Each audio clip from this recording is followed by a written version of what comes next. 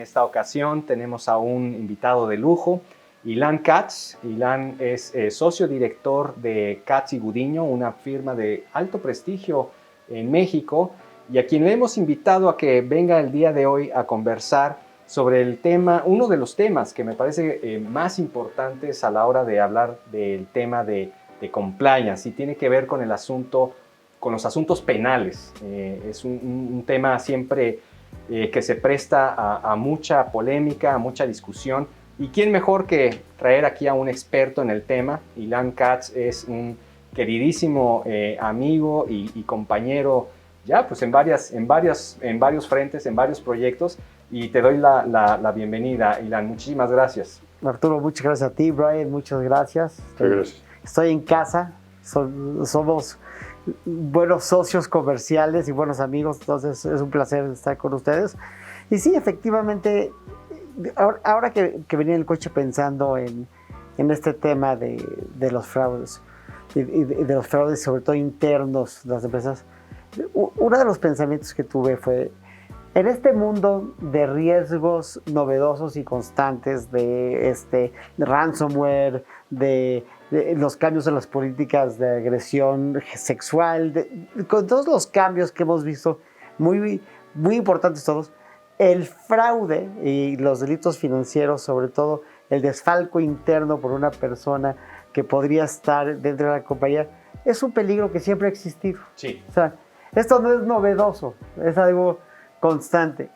Y obedece obviamente a tanto la naturaleza humana como que son delitos de oportunidad, que mientras más laxos son los controles, más posibilidad tienes de tener este tipo de delitos y de desfalcos. Pero esto es algo que nunca va a cambiar. O sea, es decir, donde tienes humanos, vas a tener delitos, ¿no? No todos los humanos son delincuentes, pero donde hay instituciones, donde hay dinero, donde hay personas, tienes el riesgo latente constante de que vas a tener delitos, ¿no? Curiosamente, en los últimos años, lo que hemos visto, por lo general, es que los puntos más delicados para este tipo de ilícitos son las personas donde menos esperarías el delito. Es decir, por lo general, son funcionarios que por su propio puesto deberían de tener una calidad ética, moral y de confianza intachable. Sí. Y creo que ese punto de partida es muy interesante. Sí, sí, totalmente. En nuestra experiencia, y no me dejarás mentir, Brian, ¿no? Lo que plantea Ilan es muy cierto. Muchas veces uno asume ciertos estándares éticos pues de una manera un poco arbitraria, ¿no? Porque en realidad el crimen económico, los delitos económicos pueden cometerlos pues todo tipo de personas. ¿Tú qué opinas, Brian? Sí, es muy difícil, aunque hay siempre como perfiles que estamos buscando en las investigaciones y todo eso, pero es muy difícil identificar desde antes una persona que va a cometer alguna cosa así, ¿no? Es una combinación de oportunidad con presiones y todo eso que realmente nos toca a todos, ¿no? Y eso también es parte de nuestro trabajo, ponernos un poco en los zapatos de esas personas para entender cómo se hizo, qué se hizo, cuál fue la motivación. Totalmente. Yo me pregunto mucho cuando veo este tipo de asuntos, es bueno, ¿y quién controla al contralor? ¿Y quién audita al auditor? ¿No? Claro. Lo que vemos constantemente es que estos ilícitos están sucediendo en lugares donde la persona con la que tendrías que ir a revisar el ilícito es el delincuente. Esto vuelve sumamente complicado el poder descubrir el ilícito, porque la persona que lo está cometiendo en muchas veces lo está escondiendo. Entonces se vuelve sumamente complicado. Y creo que si llegara a conclusiones, porque parecería más conclusión que pregunta, pero yo lo pongo a forma de pregunta, es: los mejores sistemas son los sistemas más transparentes. Es decir, el hecho de que tengas concentrado en una o pocas personas la transparencia o la movilidad de los flujos vuelve estas operaciones sumamente peligrosas. Claro, claro. ¿No?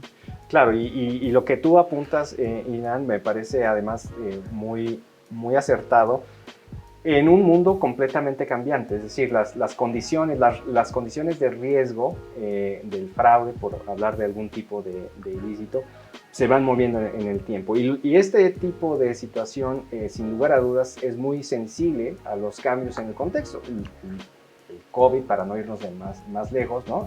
Ha cambiado la escenografía en donde las organizaciones se desenvuelven y retos, riesgos que antes tal vez no eran tan latentes, ahora se vuelven en activo. Sí. Y en ese sentido, Ilan, yo te quería preguntar, en tu experiencia, en tu práctica profesional, ¿qué tan difícil es para que una compañía, dado un caso, digamos, de fraude corporativo, decida ir hacia un tema de judicialización, de demanda?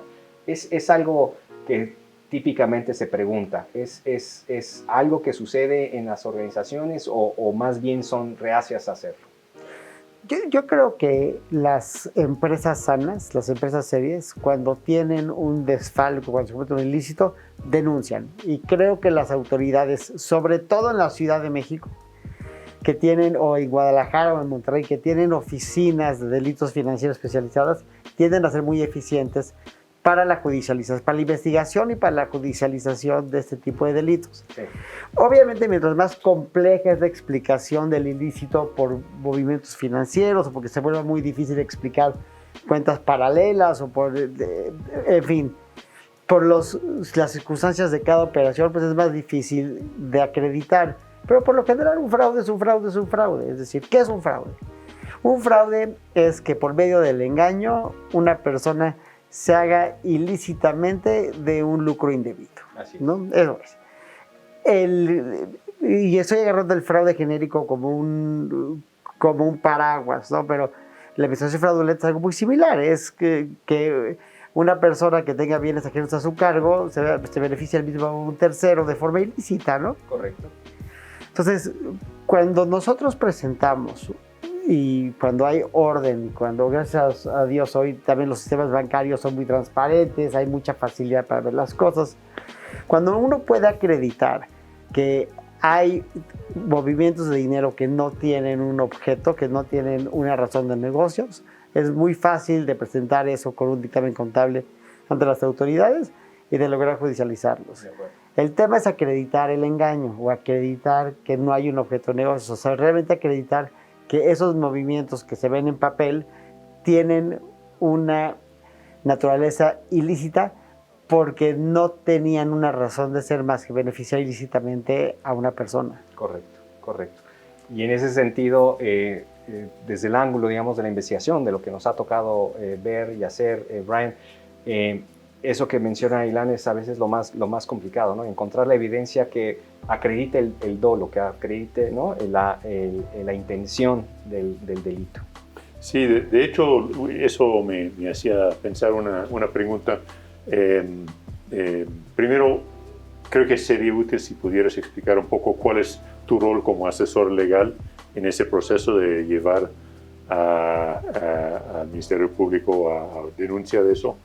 Pero la pregunta realmente es, ¿qué condiciones en una empresa tú has visto ayudan en cumplir ese rol y qué condiciones son como contraproducentes en una empresa? Si hay alguna condición que te hace más fácil tu trabajo o otra condición que te hace más difícil.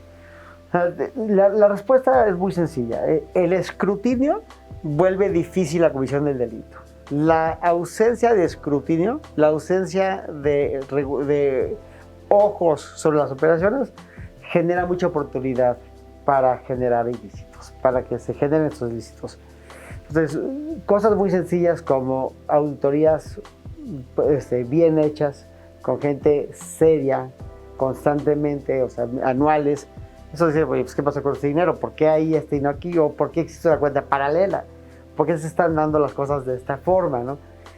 Una auditoría sencilla, contable, nos puede dar mucha claridad y aparte las empresas las deben de realizar, aunque no quiero simplificar lo demás, o sea, eso es una parte. Otra parte que es importante es que los estados financieros se estén reportando de una forma eficiente con una explicación constante y sonante de peso por peso. Es decir, las conclusiones no dicen nada. Se tiene que explicar los procesos de si entró tanto dinero, cuánto se gastó aquí, cuánto se gastó, y que esas operaciones se estén revisando constantemente. Una de las cosas que hemos visto en la pandemia, que yo creo que son en beneficio de la transparencia, es que la documentación ya no es una carpeta que está en un escritorio.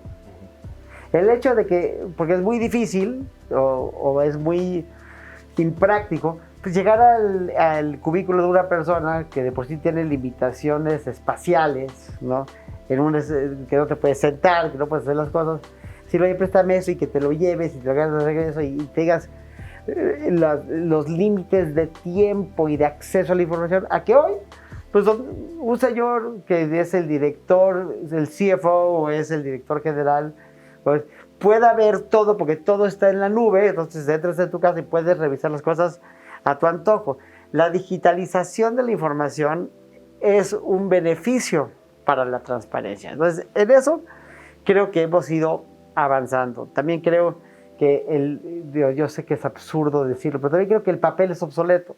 O sea, hoy el papel, el tener las cosas en papel, en todos los, o sea, ya sea en juicios o ya sea en contabilidad, el concepto de que si no está impreso no existe, o que lo tengamos que leer de forma de impresión, eso ya está en el pasado. Eso también, pues, democratiza el acceso a la información para que todos podamos ver qué pasa con el dinero. Entonces, eso creo que está muy bien. Segundo, hay operaciones muy burdas que hemos visto juntos. Hay operaciones que son un poquito más, que necesitan un poquito más, yo llamo de arte, de artesanía, ¿no? Que el delincuente es un artista, ¿no? Entonces, el delincuente falsifica facturas o falsifica operaciones, o a través de la falsificación de algún instrumento o documento, se puede generar un desfalco, ya sea por reportar resultados que no existen o por generar cuentas por cobrar que no existen o lo que sea. Y el escrutinio de estos documentos que están a la mano pero están escondidos, pues vuelven las cosas claras. Lo que hemos visto es que en muchas ocasiones estos delincuentes pues llevan años en las empresas, 7 años, 12 años, y llevan 10 años robando o 7 años robando y nadie se ha dado cuenta hasta el día que se dan cuenta. Y el día que se dan cuenta, pues ya la cuenta es de millones y millones de pesos. ¿Qué es lo que nosotros hacemos? El integrar estas investigaciones y el proceder legalmente bien hecho es un trabajo en equipo, ¿no? La mayoría de las veces que nosotros llegamos a ver un asunto, el cliente ya tiene una gran noción de qué pasó aquí. Ya sabe, o sea, a nosotros nos hablan porque saben que algo está mal. Y con gente como ustedes, que son de los mejores del mundo en la materia, internacionalmente reconocidos, reconstruimos contablemente el expediente y podemos recabar datos de prueba muy importantes desde entrevistas, investigaciones internas, este tipo de cosas. De forma conjunta armamos un expediente para poder presentar una denuncia, elaboramos una denuncia de una forma ordenada para que lo entienda de forma eficiente el Ministerio Público y integramos las pruebas ante la autoridad y si podemos acreditar el delito, entonces procedemos ante un juez. Y inicia un juicio y ese juicio esperamos que logremos reparar el daño y castigar al culpable. Claro. Temas y objetivos a veces no posibles de concretar, pero que sin lugar a dudas en el camino deja muchas enseñanzas sobre qué hacer y qué no hacer.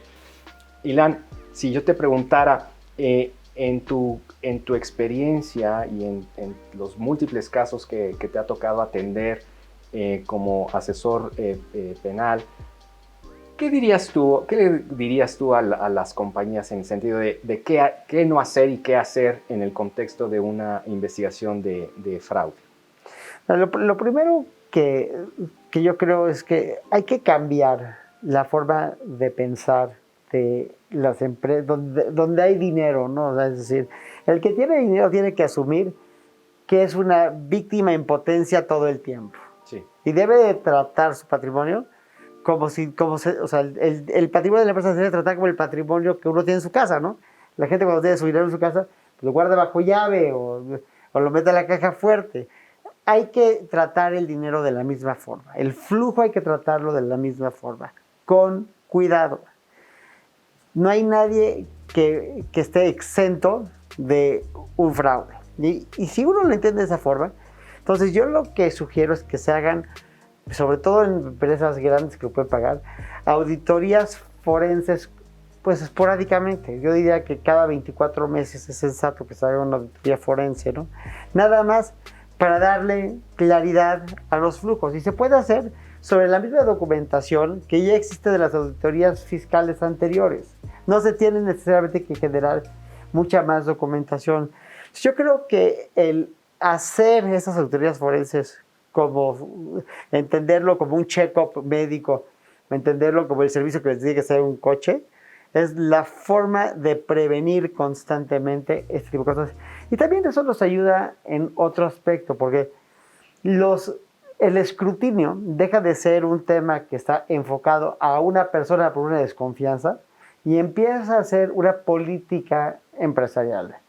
Y cuando la política empresarial es revisar que no le estén robando a la empresa, que la empresa esté funcionando adecuadamente sin desfalcos, entonces nadie puede, o sea, la armonía de las investigaciones es muy distinta a que digamos, pues a mí me genera desconfianza fulanito y voy a investigar a fulanito. Entonces se generan grupos, divisiones, problemas laborales, se empiezan a generar otro tipo de problemas que después vivimos lo que es el colmo, ¿no? Que corres a una persona porque te roba, no lo puedes meter a la cárcel y aparte de la cárcel te demanda laboralmente y te tumba otra lana, ¿no? Entonces es el peor de todos los mundos, cuando realmente el hacer las cosas de forma disciplinada puede generar mucha transparencia y mucha tranquilidad para las empresas. Completamente. Brian, y aprovechando lo que aquí comenta Ilan, que me parece además muy interesante, tú como consultor, como investigador, ¿qué necesitas a veces del abogado penalista? Es decir, este diálogo que a veces se establece entre las diferentes prácticas y profesionales cuando confluimos en un mismo caso, ¿no? Requiere un diálogo, ¿no? Es decir, una conversación en las dos vías. Como investigador, ¿qué normalmente requieres de un abogado?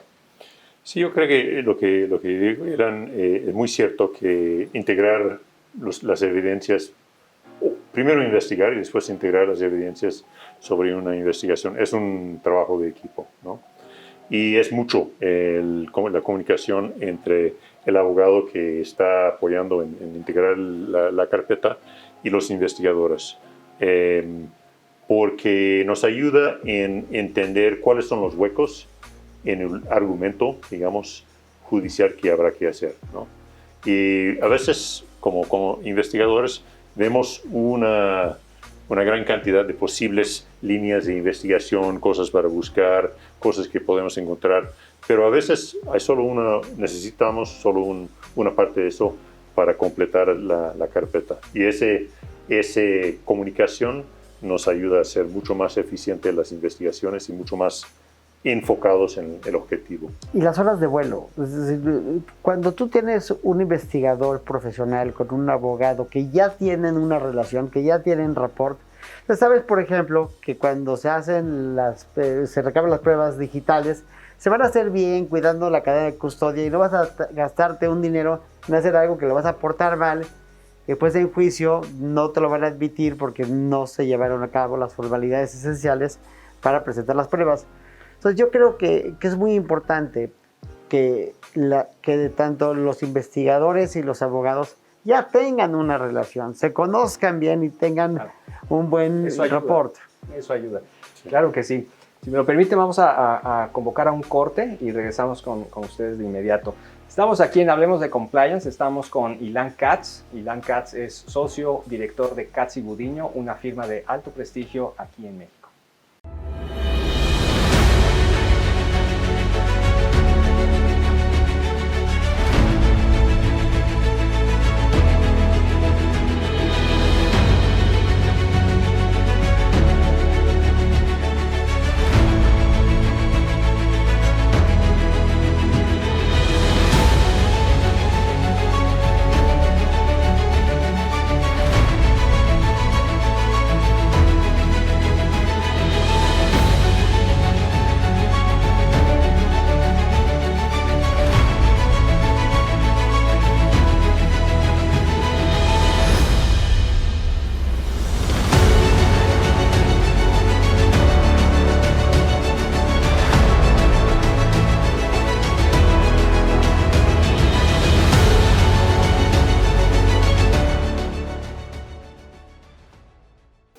seguimos con nuestra plática con Elan Katz, socio director de Katz y Godiño, sobre temas enfocados en asuntos penales como, en relación con compliance. Elan, mencionaste un par de temas en la primera parte de nuestra plática. Me gustaría preguntarte un poco, yo creo que esos pudieran indicar áreas que están desarrollando. ¿Qué ves como asuntos importantes o que están desarrollando en estos días de mayor preocupación para las empresas en términos de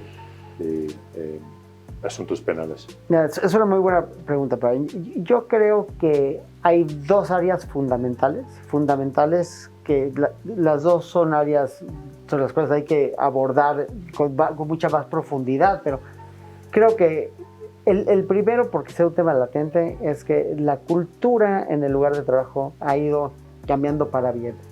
Y hoy el tema de la violencia de género y el abuso y el acoso sexual en el lugar de trabajo, yo creo que es un tema muy importante que se tenga que atender. Yo creo que se tiene que atender desde la cabeza hasta todo el personal de la oficina. Y creo que se hace con capacitación. Yo creo que hay que educar a la gente de cómo se debe conducir en el lugar de trabajo, qué es aceptable decir, qué no es aceptable no decir, poder hacer constantemente evaluaciones, si hay violencia de género, si hay acoso sexual, que son cosas que son muy comunes, que antes desgraciadamente no se les daba esta importancia, y es algo que se puede manejar, yo creo, hoy con la capacitación adecuada a través del compliance con todo el personal, y va a evitar un problema para la empresa y sobre todo va a proteger a la gente que trabaja en la empresa, porque la obligación de todos los jefes es en parte proteger a sus empleados. Entonces, esta capacitación va a ayudar mucho. ¿A qué me refiero? Es que una persona que tenga una posición de poder no esté amenazando, amedrantando, extorsionando a una persona por favores sexuales, ya sea del sexo opuesto o del mismo sexo, ¿no? Porque no hay que pensar que toda la agresión sexual necesariamente es de hombre a mujer. Puede haber de mujer a hombre, puede haber de hombre a hombre, puede haber de mujer a mujer. Entonces, el tema de capacitarlos y después de tener evaluaciones constantes sobre los jefes, sobre el trabajo, sin que sea inquisitivo necesariamente, se puede hacer de una forma correcta. Yo he trabajado en el pasado con varias personas que lo hacen y creo que las empresas de compliance lo deben de dar, o el compliance interno debe contratar a gente externa para que se lleven a cabo estas capacitaciones, estas investigaciones y que se lleve a cabo al final del día un esfuerzo que se le diga a toda la gente que trabaja en la empresa que esas conductas no son aceptadas, que son ilícitas y que van en contra de la política de la empresa. También tenemos que generar, por eso yo siempre lo he dicho y estoy en este paso de acuerdo, pues buzones de denuncia anónima para que una persona se pueda quejar sin temor a que vayan a despedirla o que vayan a haber represalias, para poder hacerse escuchar de este tipo de amenazas que puede surgir. Este tema yo creo que es fundamental. Ilan, un segundo, me interesaría mucho escuchar tu opinión sobre algo que me provoca tu comentario, y es, en tu práctica profesional actualmente es más fácil, digamos, el juicio en torno a un fraude o que el juicio que se debería llevar en torno a un tema de acoso, digamos, acoso sexual. Es mucho más fácil integrar un asunto de violencia sexual que integrar un asunto de un delito financiero, porque la perspectiva de género, los lineamientos de perspectiva de género para procuración y administración de justicia obligan a las autoridades a darle una enorme credibilidad a la acusación. Entonces, la acusación por sí misma tiene un enorme peso, aunque hay cosas que no pueden ser acreditables con pruebas fehacientes. Pero pues si el día de mañana llega una persona y dice, pues a mí me abusó sexualmente mi jefe hace 3 años, o me violó mi jefe hace 3 años, y la única prueba que se tiene es un dictamen psicológico para poder integrar, pero en muchos casos, no digo que en todos, pero en muchos casos, ese dictamen psicológico que acredite el daño psicológico que le provocó a la víctima, en ciertas ocasiones es suficiente para poder integrar la carpeta de investigación y judicializarla. No digo que en todos los casos así es, y no digo que en todos los casos así debe ser, pero cuando las cosas tienen credibilidad, cuando estas son las pruebas, cuando jala en estos matices, creo que es mucho más fácil. Y también son mucho más difíciles de defender. Claro.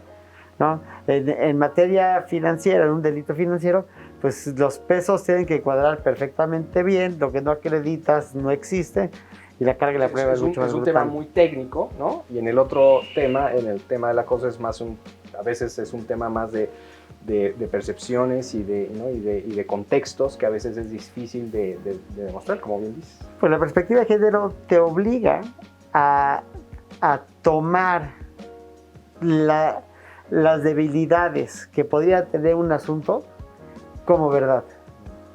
Te obliga a decir, bueno, la acusación por sí misma, debemos de querer a las mujeres. Y yo sí soy un gran creyente en que hay que quererlas a las mujeres en general. En principio hay que querer a las mujeres cuando hacen ese tipo de acusaciones.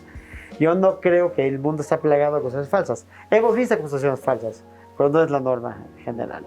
Entiendo. Perdón, y te interrumpí, ibas a decir de otro tema. Pero nada más, porque no lo quiero dejar de decir.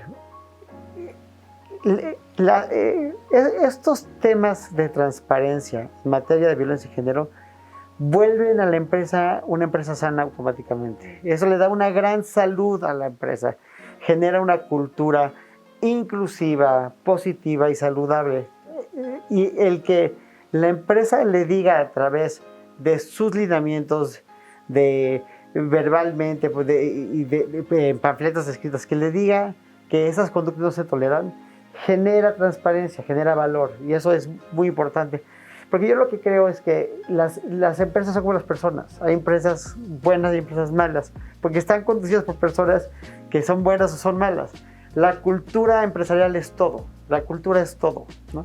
Y eso provoca una cultura correcta. Otro tema que yo creo que es el riesgo más importante que vamos a vivir en los años que vienen y sobre todo en las generaciones que vienen es el peligro de los ciberdelitos, ¿no? Hemos visto en los últimos años temas muy preocupantes, sobre todo a gobiernos municipales, de ransomware en Estados Unidos, donde pues, se agarran con una ciudad entera, le apagan la luz y le dicen: señores, no les vamos a prender la luz hasta que nos depositen $5 millones, y no hay nada que hacer. Y creo que las medidas para evitar este tipo de problemas son mucho más sencillas y mucho más baratas de lo que la gente piensa. Yo creo que el contratar servicios eficientes de ciberseguridad y el tener aparatos o soluciones para retomar la información en caso de que sea secuestrada es fundamental, ¿no? Y eso va a eliminar tanto extorsiones como delitos financieros. Y también como espionaje, ¿no? Porque el espionaje también es un problema que las empresas sufren día a día. Entonces yo creo que el contratar una empresa que te dé un servicio de el mundo, o sea, regreso al tema, el mundo está cambiando, ¿no? Así es. Tal vez no necesitamos oficinas tan grandes, tal vez ya no necesitamos tantos coches, tal vez no necesitamos estar en gasolina, pero sí tenemos que estar en otras cosas, como la ciberseguridad, como la capacitación para violencia de género, como la preparación de tu personal. Ese tipo de cosas son las nuevas prioridades, porque estamos viviendo en una época de transición donde las prioridades están cambiando. Y en muchos casos, algunas de las soluciones son iguales, ¿no?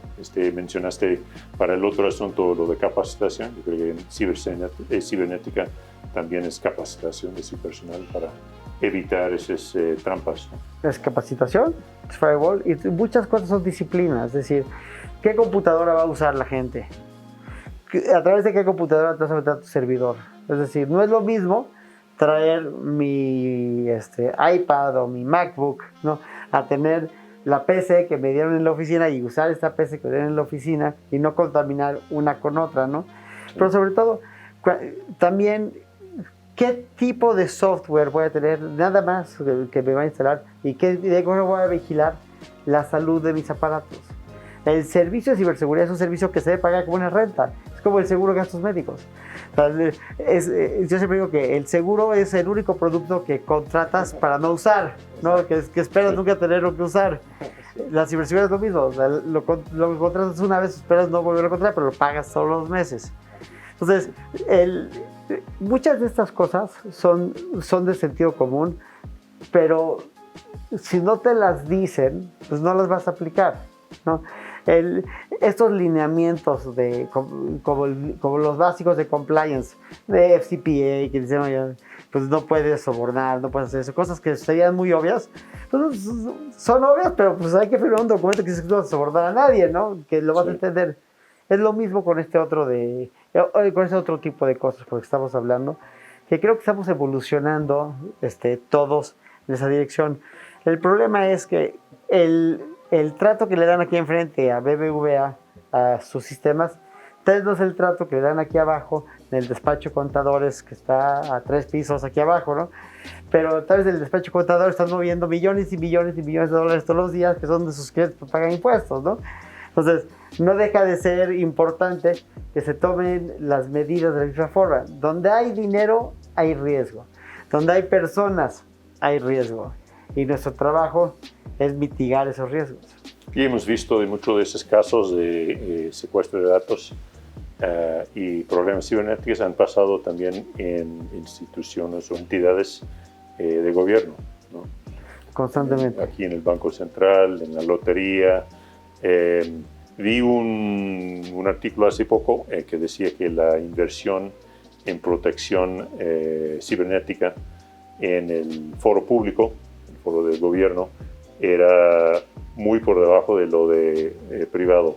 ¿Cómo ves? ¿Tú ves que eso vamos a ver mucho más casos en el foro público o cómo va a impactar esa falta de cuidado en las entidades públicas? No me gusta hablar, estas son de estas respuestas que hay que contestarlas en el abstracto, y no me gusta contestar en el abstracto, pero lo voy a hacer en esta ocasión. Yo soy de una escuela que todavía creo que todo lo que tiene que hacer el gobierno, cualquier gobierno, lo va a hacer peor que el particular. Mi opinión es que los particulares tienden a hacer las cosas mejor que las entidades gubernamentales. Eso es, en general, mi feeling. Eso no quiere decir de que el gobierno no sirve y que todos los funcionarios son malos. Lo que digo es que la cantidad de recursos que se le puede, en la escala de prioridades que se le pueden dedicar a darle prioridad a un tema de ciberseguridad en un banco, es muy superior al que se le puede dar en la Lotería Nacional o en otro lado, ¿no? Sí. Lo que creo, y de eso estoy convencido, es que eventualmente, ¿no? con el paso del tiempo, el gobierno empieza a hacerlo todos los días mejor, ¿no? Entonces yo creo que vamos a ver que se van a incrementar esos presupuestos. Pero también creo que esos presupuestos tienen que cambiar. Una de las cosas de las que yo me quejo mucho en México es, por ejemplo, el tema del papel, que no es el tema del papel. La Ciudad de México es de los lugares con más riesgo sísmico en el mundo. Y no hay nada que genere más riesgo sísmico que tener toneladas de papel en los edificios y en los edificios de gobierno, que se llenan de papel. Los edificios no están capacitados para esta cantidad de papel. La solución clara es digitalizar los expedientes. O sea, la digitalización de los expedientes, aparte, genera menos corrupción, mayor transparencia y un costo menor a la larga. Pero no lo acaban de hacer. ¿Por qué no lo acaban de hacer? Pues porque no tienen dinero. Porque el dinero se lo están gastando otra vez en otras cosas. Una de las cosas de las que yo me quejo mucho, no me quejo porque me preocupan mucho, es que yo siempre he dicho que los jueces y los funcionarios de policía, de procuración de justicia y de administración de justicia deben de ganar mucho más dinero en la Ciudad de México. O sea, yo creo que un juez en la Ciudad de México, familiar, penal, civil, tiene unas responsabilidades increíbles y tiene un sueldo que no se compara con las responsabilidades que le estamos dando. Yo creo que un juez le gana el doble, mínimo, ¿no? Pero pues no hay dinero para eso, ¿no? Y ese tema para mí es una preocupación que yo creo que es constante y es sonante, y más de una sociedad como la nuestra, en un país que está constantemente tratando de ser un país más justo socialmente. Yo creo que eso no se va a resolver hasta que se resuelvan temas más de fondo. Pensando un poco en lo que estabas diciendo sobre papel y en tu rol como asesor legal en juicios, ¿ves una dificultad mayor en traer evidencias de papel o evidencias digitales, además de cadena de custodio, pero más que nada en el tipo de evidencia que está llevando al juicio o al Ministerio Público? ¿Se tratan diferentes? ¿Alguno que es más difícil que el otro? El tema de fondo es que aunque las audiencias están videograbadas y aunque muchas de las cosas ya no son estos volúmenes en un papel, a la hora de tener que argumentar un asunto ante un juez o una audiencia, pues tienes que tener un expediente. Hay cosas que nunca van a ser. Lo tienes que tener ahí, físicamente, ¿no? De que podría cambiar, sí podría cambiar. Si dejan entrar con tu iPad o dejan entrar con tu computadora y todos estuviéramos conectados y tuviéramos un país muy sofisticado como Singapur o como Japón, que tendrías acceso a todo ahí y podríamos referenciar de esa forma, sí, pero hoy en México eso no existe. O sea, tenemos que tener el papel físicamente porque lo tenemos que poder argumentar ahí. Entonces, un dictamen contable es parte de un expediente, o un dictamen en psicología, o un dictamen médico, o sea, pues, los vas a tener que tener todavía en papel. Uno de los beneficios del nuevo sistema es que sí ha generado menos papel porque pues, te dan la grabación de la audiencia y ahí puedes ver que se terminó y no todo se tiene que generar en un expediente que te lo van a dar de esa forma. Pero hay cosas que solamente se van a poder resolver en un documento físico que los vas a poder ver ahí hasta que no tengamos todos acceso a esa información de forma digital. Ahora, yo lo que he dicho, por ejemplo, es si hoy tienes una carpeta de investigación, ¿no? Hoy para ir a revisar en la fiscalía, pues vas a la fiscalía, les tocas la puerta, te dan una cita y si tú eres parte, te dan acceso a eso. Yo creo que esa carpeta debe estar digitalizada y si tú estás autorizado, deberías poderte meter a la hora que tú quisieras a un sistema para poderla revisar porque ya soy acreditado. Eso debe estar en la nube, eso no debería estar en el escritorio de una persona. Todas las promociones deberían, en mi opinión, de estar digitalizadas. Y para presentarlas, se deben de presentar digitalizadas en un sistema para que automáticamente se adjunten al expediente y todo lo tengamos a la luz. Y creo que es una cuestión de tiempo para que lleguemos ahí. O sea, eso es una cuestión que yo creo que en 5 o 6 años vamos a estar ahí. Pero no hay una razón lógica por la cual no debería estar así. Pero también, si yo soy parte del expediente y yo quiero trabajar a las 2 de la mañana, pues podría yo tener acceso a las 2 de la mañana y se registra cuántas veces entré y cuánto tiempo estuve y qué hice con eso. Y eso elimina mucha corrupción, porque ya no voy a estar, ya no va a estar este comercio que hay de copias constantemente que no se elimina, porque pues mucha de la corrupción simplemente es la venta de papel, que aunque nosotros obviamente no tenemos estas prácticas corruptas, sigue siendo una práctica corrupta en el diario vivir de las fiscalías en este país y de los juzgados. Claro. Y Ilan, y tu comentario me hace pensar en la siguiente pregunta. ¿Qué tan difícil es en el sistema judicial actual que tenemos en México llevar un caso de crimen, de cibercrimen? Muy difícil. Es muy difícil porque el presupuesto de que tiene la policía cibernética es pequeño en la realidad. Es decir, hay pocos policías en cibernética, hay pocos equipos en cibernética, tanto físicos como de hardware que tienes a la mano. Y vivimos en una ciudad que está rebasada, es decir, vivimos en un México que está rebasado, ¿no? Entonces son delitos muy sofisticados y muy difíciles de integrar. Ahora, tampoco digo que estamos en la ruina, o sea, sí hay una policía cibernética, sí funciona la policía cibernética, sí hay gente capacitada que lo está haciendo, pero yo creo que no está del tamaño todavía que necesita la ciudad. A pesar de que son héroes sin capa en las fiscalías, yo siempre digo que los policías de esta ciudad son los que hacen su trabajo bien, son héroes sin capas. Sí, completamente de acuerdo. Y eso me hace pensar en un poco, tal vez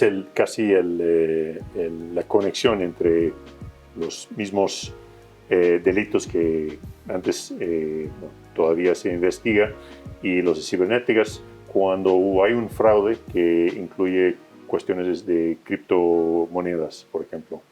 Ahí obviamente tampoco puedes llevar a evidencias impresas a juicio. Nosotros estamos investigando casos que tienen que ver con criptomonedas. ¿Cómo un caso así, o cuán difícil sería un caso así traer la evidencia aquí en la Ciudad de México? Yo soy la aportación de las pruebas tiene una serie de reglas, ¿no? Pero eso no quiere decir que hay que encontrar el cómo no, hay que encontrar el cómo sí aportar las pruebas, ¿no? Yo lo que digo es que mientras la prueba no haya sido obtenida ilícitamente, la existencia de la prueba y de su explicación a través de un dictamen cuando sea necesario debe ser suficiente para generar convencimiento en un juez. Un juez está buscando la realidad histórica de lo que sucedió. Si tú le puedes acreditar a un juez la verdad histórica de lo que sucedió y el daño que se ha generado, porque la criptomoneda tiene de por medio un pago para generar la criptomoneda. O sea, sí hay un traslado de divisas tradicionales para obtener una criptomoneda. Esa criptomoneda está resguardada en un lugar y si desapareció esa criptomoneda o si se robó la criptomoneda o si hay un fraude por la compra de una criptomoneda, se debe poder acreditar también. O sea, mi punto es, con peritos traductores, con peritos contables y con peritos bancarios se puede poder acreditar cualquier delito en este país y con una informática también cualquier delito. Mientras le puedas acreditar a un juez de una forma fehaciente, claramente, la realidad histórica de los hechos y le puedas acreditar los pesos y centavos con una certeza, las cantidades de las cuales uno ha sido desfalcado y que otra persona haya obtenido un lucro indebido, debe ser suficiente.